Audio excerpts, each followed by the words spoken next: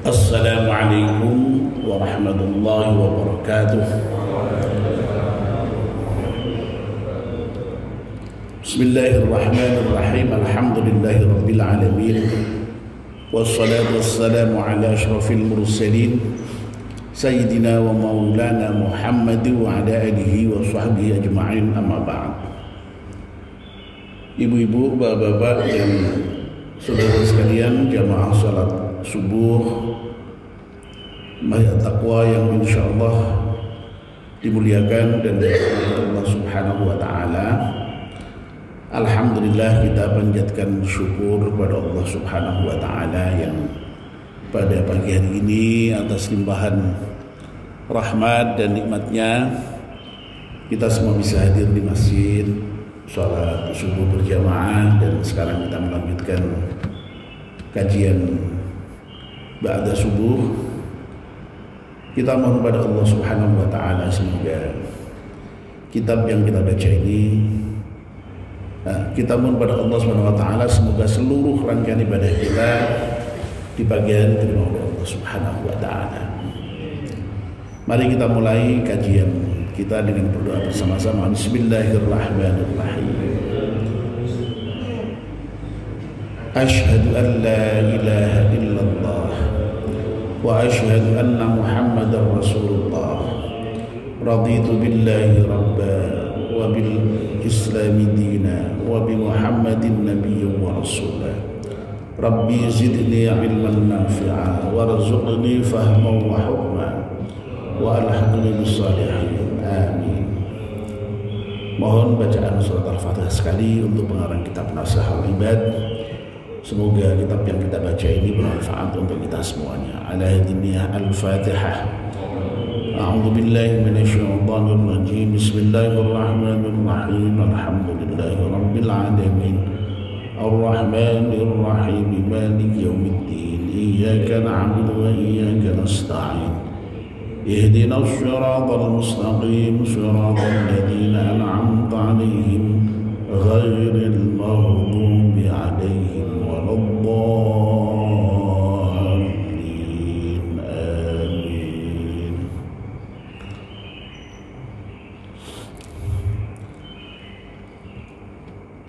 Bapak dan ibu-ibu, kita masih membicarakan bab rubai, makalah yang ke-11. Kemarin yang terakhir kita sudah sampai pada poin yang ketiga. Pagi ini kita akan melanjutkan dengan membahas poin yang keempat ya. Ada 4 poin ya, karena ini bab rubai, bab yang isinya 4 poin nasihat.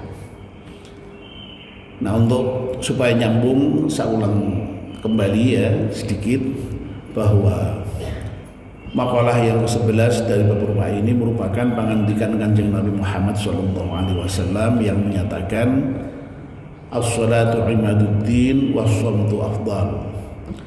Salat itu adalah tiang agama dan diam itu lebih utama.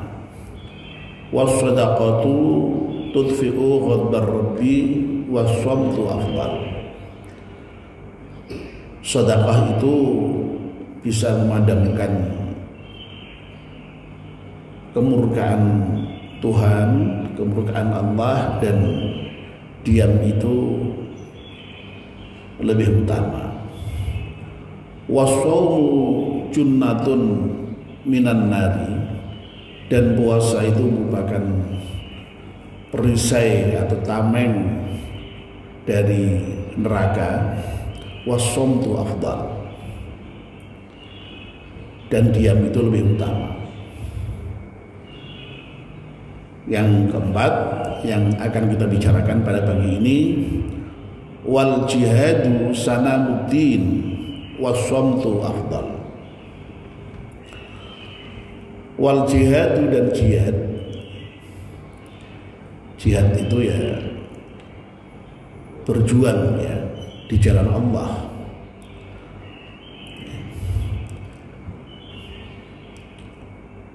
konotasinya luas ya, maknanya ya. Jihad itu tidak identik dengan perang ya. Beberapa waktu yang lalu sudah kita bahas itu. Ketika kita berbicara mengenai kesempurnaan 4 hal dengan 4 hal yang lain, itu salah satu ya, tamamul imani bil jihad ya, makalah yang kelima, betul ya. Jadi Imam Nawawi memberikan penjelasan dulu ya, saya ingatkan kembali, jihad itu ai biddu'a ila dinil haq. Seluruh aktivitas kita di dalam kerangka mengajak kepada agama yang hak itu jihad gitu. Ya. Jadi perang itu sesungguhnya hanya merupakan salah satu bagian dari jihad.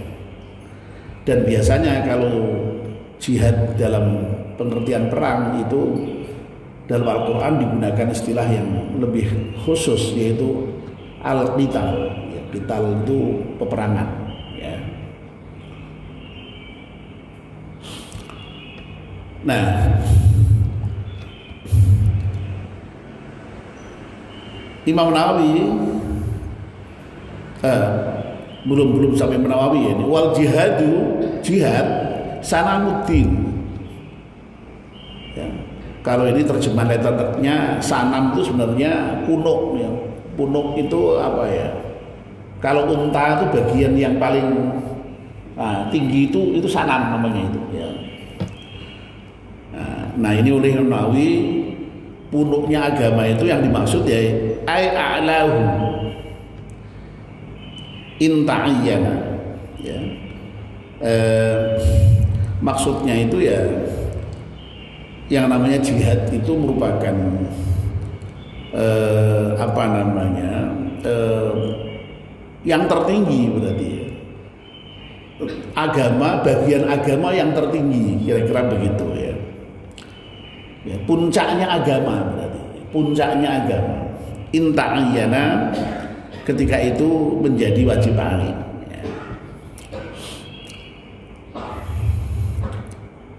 Ya, ini ungkapan kiasannya berarti ya. Sanamuddin itu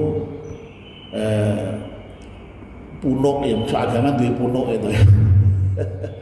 Yang punya punuk itu ya unta itu ya. Tapi ini maksudnya kiasan dalam artian itu puncak ya, puncak bagian yang paling tinggi dari sesuatu itu ya.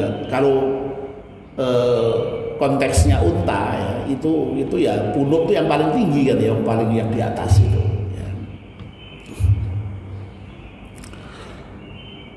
Nah, di samping menunjukkan puncak yang paling tinggi ya, itu Imam Nawawi juga memberikan penjelasan yang menarik ini. Wa dzalika annal jihada yu'lamu min mahallin ba'idin. Ya. Jihad itu disebut sebagai puncak agama atau punuknya agama tadi itu. Punuk itu dalam bahasa Indonesia apa ya? Ada yang tahu enggak punuk itu ya? Unta yang ini loh Pak, yang paling, unta itu kan gini-gini ya. Nah yang paling tinggi itu punuk itu ya. Ya punuk memang ya. Nah, kenapa agama jihad itu disebut dengan punuknya agama? Annal jihad ya, sesungguhnya jihad itu yu'lamu min mahallin ba'idin. Ya. Dari jauh saja itu sudah diketahui. Ya, maksudnya itu diketahui keutamaannya ya. Bahwa jihad itu memang merupakan sebuah amalan yang memang luar biasa istimewa di dalam Islam ya, sehingga di dalam Al-Quran itu banyak sekali ayat-ayat yang mengkaitkan jihad itu langsung dengan iman ya. Ya. Iman jihad itu banyak sekali itu. Ya. Ya. Makanya lalu kemudian kemarin Abu Bakar itu dalam makalah yang kelima itu menyatakan tamamul imani bil jihadi, itu sempurnanya iman itu ya dengan jihad itu ya. Nah, itu kan menunjukkan tingginya kedudukan jihad di dalam Islam ya. Ya, Islam itu bisa bertahan sampai dengan sekarang ini ya. Ya. Sampai kita orang kalian juga masih sampai semuanya banyak yang sebagian besar beragama Islam lah ya begitu, termasuk orang Indonesia itu tidak lain ya karena jihad dari generasi terdahulu itu ya, sekali lagi jihad dalam arti tadi itu doa ila dinil haq, tadi itu mengajak kepada agama yang benar itu ya.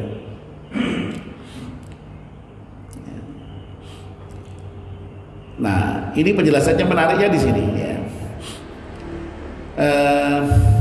Kama anna sama sanamal ibili yura min ba'idin. Ya sebagaimana sesungguhnya tadi punuk unta itu ya, itu kan diketahui dari jauh juga gitu ya. Artinya apa? Unta itu dari jauh itu yang kelihatan ya punuknya itu gitu loh, maksudnya itu.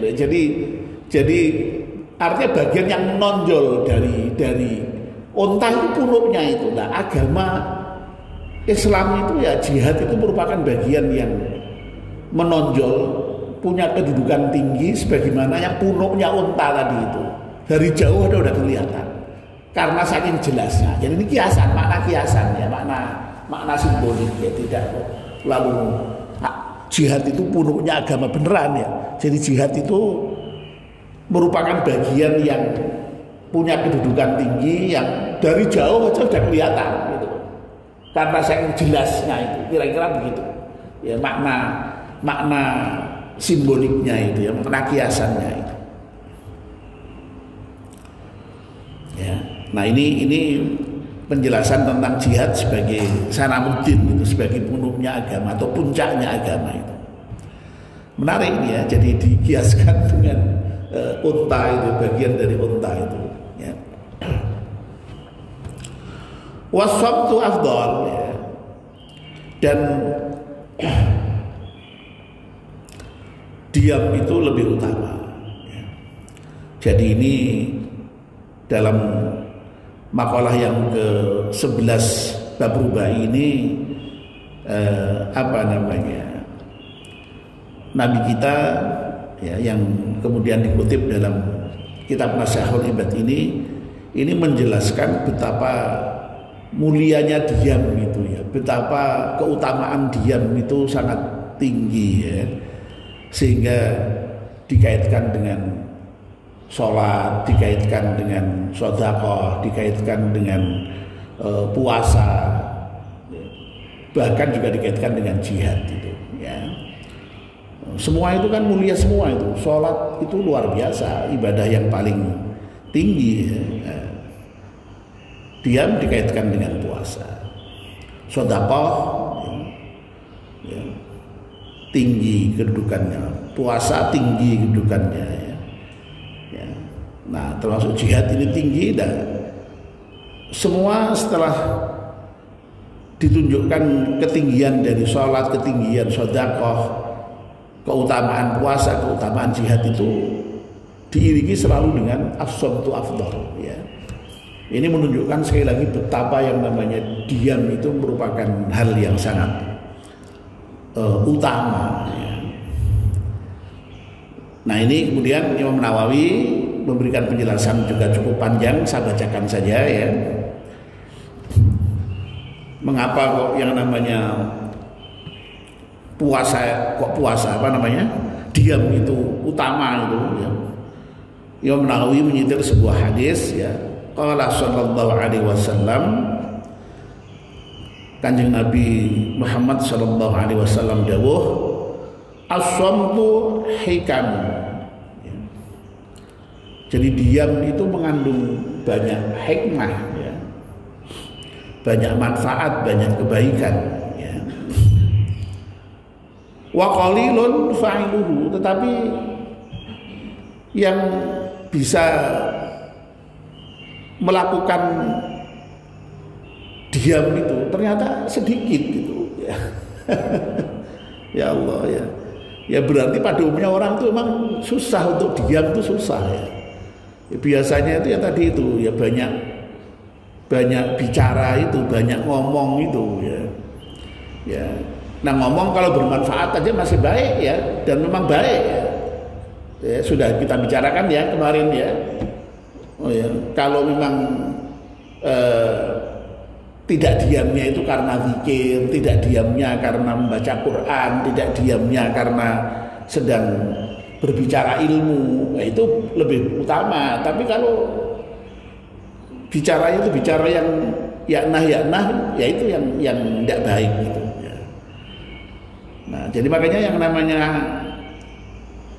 diam itu ya, menurut Kanjeng Nabi itu mengandung banyak hikmah itu. Tapi sayangnya yang bisa melakukan diam itu ternyata sedikit. Ya memang amalan-amalan yang baik itu biasanya memang yang sedikit yang mengamalkan ya, termasuk dalam Al-Quran itu ada wa qalilum min ibadiyasy syakur ya, pas ya ada ya. Jadi orang yang bersyukur itu juga sedikit ya. Ya tentu saja bersyukur dalam arti yang sesungguhnya. Kalau sekedar bersyukur mengucapkan alhamdulillah kita ya saben dina alhamdulillah ya, tapi syukur itu kan tidak hanya mengucapkan alhamdulillah. Ya makanya dalam Al-Quran juga disebut itu ya, sedikit sekali orang yang bisa bersyukur itu. Ya.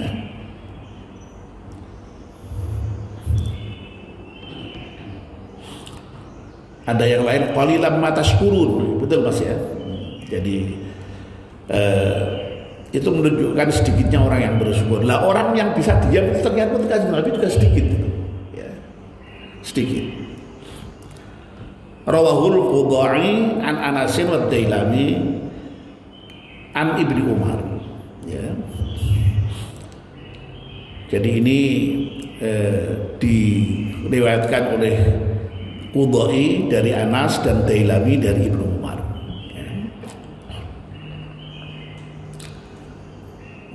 Nah ini kemudian Imam Nawawi memberikan penjelasannya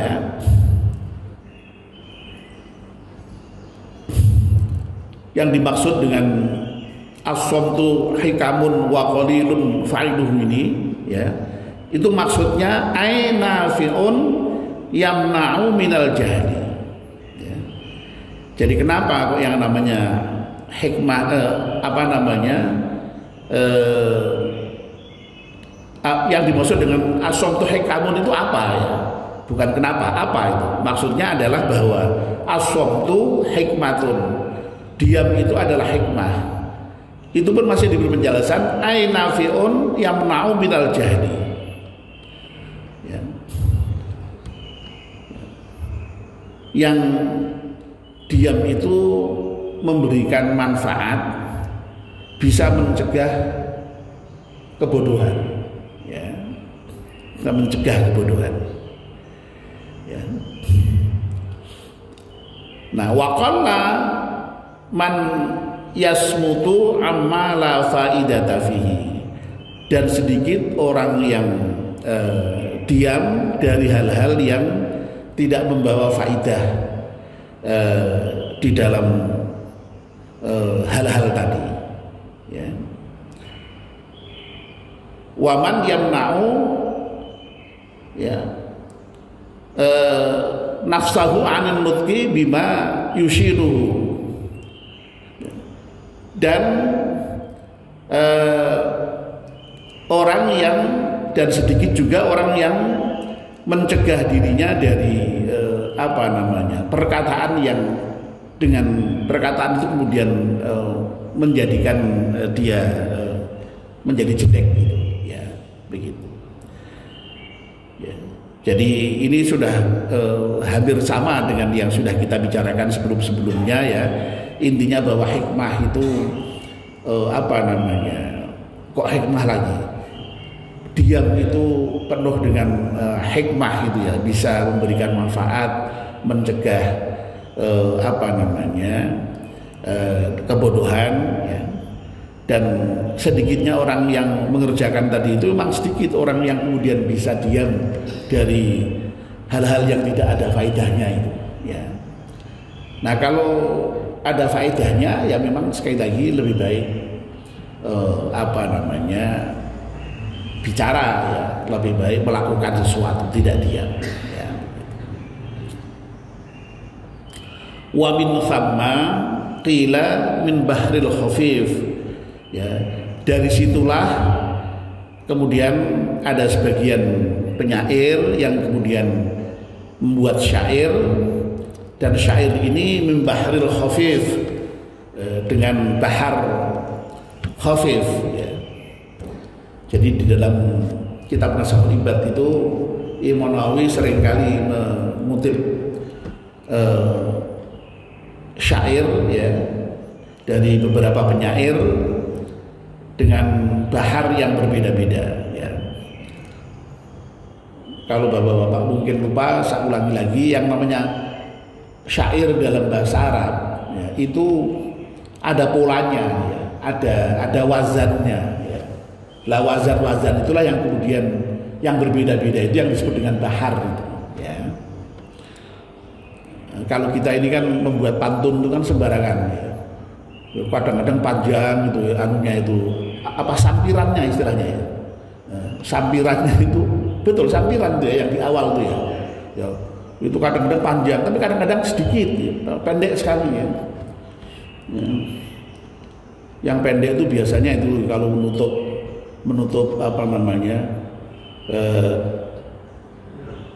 ceramah itu biasanya wah, pantunnya apa pendek itu, wah berjalan-jalan bersama aura kasih ya. Nah itu kan pendek sekali itu ya. Terus apa, sekian dan terima kasih ya, itu kan pendek sekali. Tapi kemarin pantunnya Pak Jazuli itu panjang sekali itu Pak ya. Panjang sekali pantunnya itu ya. Ya malah ada yang lebih panjang, pendek lagi ya. Ya. Ikan teri sayur lu deh, ngeri deh, itu cuma gitu doang. Ya, itu pantun itu ya polanya nggak ada, sembarangan aja ya. Ya. Nah kalau syair dalam bahasa Arab itu ada polanya ya, ada polanya. Ada yang disebut dengan bahar kamil, ada yang disebut dengan bahar rojaz, ada bahar tawil, ada bahar wajiz ya, wafir, banyak sekali ya. Saya tidak belajar khusus mengenai itu, tapi ya dulu kiai saya itu ketika saya pondok itu setiap kali ada syair itu pasti lalu disampaikan tuh, ini bahar ini ya, wazannya ini kalau dilakukan seperti ini ya, begitu lah. Saya karena teringat kiai saya itu ya, kalau ngaji pas menemukan syair ya saya coba untuk lihat begitu ya, ini bahar khafif ya. Ya, khafif itu wazannya itu fa'ilatun mustaf'ilun fa'ilatun ya, fa'ilatun mustaf'ilun fa'ilatun, fa'ilatun mustaf'ilun fa'ilatun, jadi 4 kali betul ya. Kalau bahar yang lain misalnya bahar kamil itu mutafa'ilun 6 kali, mutafa'ilun mutafa'ilun mutafa'ilun mutafa'ilun mutafa'ilun mutafa'ilun, itu misalnya itu ya. Kalau bahar tawil itu fa'ulun mafa'ilun fa'ulun mafa'ilun fa'ulun mafa'ilun fa'ulun mafa'ilun, itu wazan timbangan dah. Kalau membuat syair itu harus dipaskan dengan itu gitu loh, maksudnya itu ya. Dipaskan dengan pola itu begitu. Nah yang bahar khafif ini kalau dilakukan itu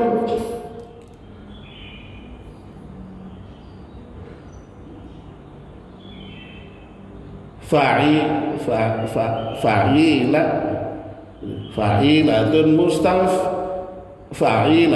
mustaf'ilun fa'ilatun. Jadi mirip seperti lagu-lagu gundul pacul itu.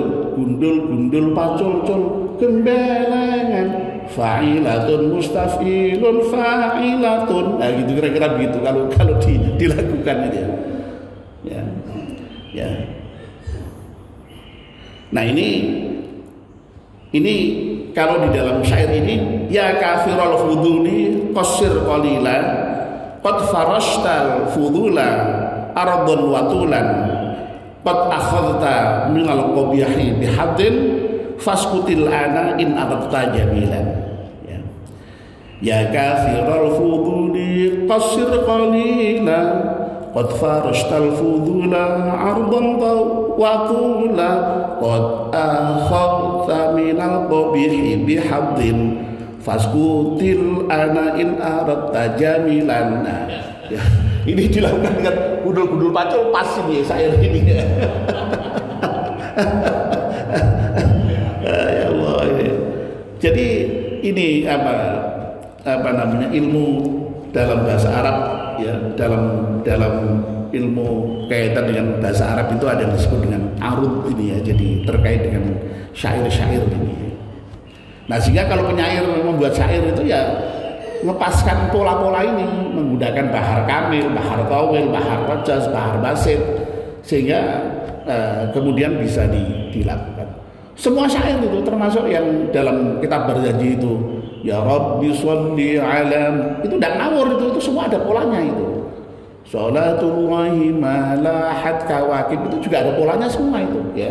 Ya Rasulullah salamun alik, itu semuanya ada polanya, itu ada namanya ya, mengikuti bahar tertentu ya, wazan bahar tertentu ya. Ya, ini langsung saja saya maknai singkat saja karena waktunya sudah habis.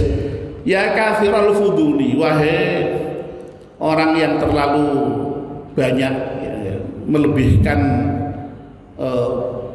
dalam berbicara itu ya, qasir qalila ya, perpendeklah sedikit ya. Ini jadi intinya itu ya apa namanya, jangan terlalu banyak bicara lah ya. Qad farashtal fudula ardan watulan ya. Sungguh engkau itu telah apa namanya, farashta itu menghamparkan ya, membentangkan ya hal-hal yang berlebih tadi dalam bicara itu ya, arbon watulan ya. Itu ya kalau diterjemahkan dengan gampang tuh mungkin ya arbon tuh luas, yang seperti ayat itu loh, seperti ayat wajannatin arduhas samawati, jadi luasnya surga itu ya, ini arbon itu ya luas dan panjangnya, jadi panjang lebar lah ya. Kamu tuh sudah ngomong panjang lebar berlebihan gitu ya. Nah kalau kamu seperti itu, qad akhadta minal qabihi bihaddin ya. Kalau kamu ngomong terlalu banyak itu ya, berlebihan itu, sungguh engkau telah mengambil dari pembicaraanmu itu apa namanya, kejelekan-kejelekan ya. Faskutil ana in aradta jamilan. Nah kalau kamu kok tidak ingin jelek ya, tapi kamu ingin kebaikan ya, berhenti sekarang ya, diamlah sekarang ya, jangan banyak bicara lagi. Ini penyair menyindir kita ini ya, jadi apa namanya, jangan terlalu banyak bicara itu ya, itu banyak kejelekannya ya. Makanya ada ungkapan semakin banyak bicara semakin banyak kesalahannya itu ya, itu ya. Oke. Nah, yang terakhir ya, ini Imam Nawawi masih mengutip satu hadis lagi ya. Waruya annahu qala, dan diriwayatkan sesungguhnya Nabi Muhammad SAW bersabda, afdhalul jihadi an tujahida nafsaka wa hawaka fi datillah. Ya, seutama-utama jihad adalah hendaknya engkau berjihad terhadap dirimu sendiri dan terhadap hawa nafsumu ya, karena Allah Subhanahu wa taala. Hadis ini riwayat Dailami. Ya. Jadi saya kira kita sudah sering mendengar dia bahwa jihad yang terbesar itu bukan perang sebenarnya, tapi justru jihad melawan hawa nafsu sendiri. Ya. Dalam hadis yang lain pernah disampaikan ya, ada yang menyatakan raja'na minal jihadil ashghar ila jihadil akbar wahya jihadun nafsi. Ya. Jadi Nabi setelah perang Badar itu beliau menyatakan kita baru saja pulang dari jihad kecil ya. Jadi perang Badar yang seperti itu masih dinilai sebagai jihad kecil, dan kita ini menuju ke jihad akbar, jihad yang paling besar. Itu apa? Ya jihad melawan hawa nafsu sendiri. Itu yang paling besar. Itu perjuangan sepanjang hidup kita.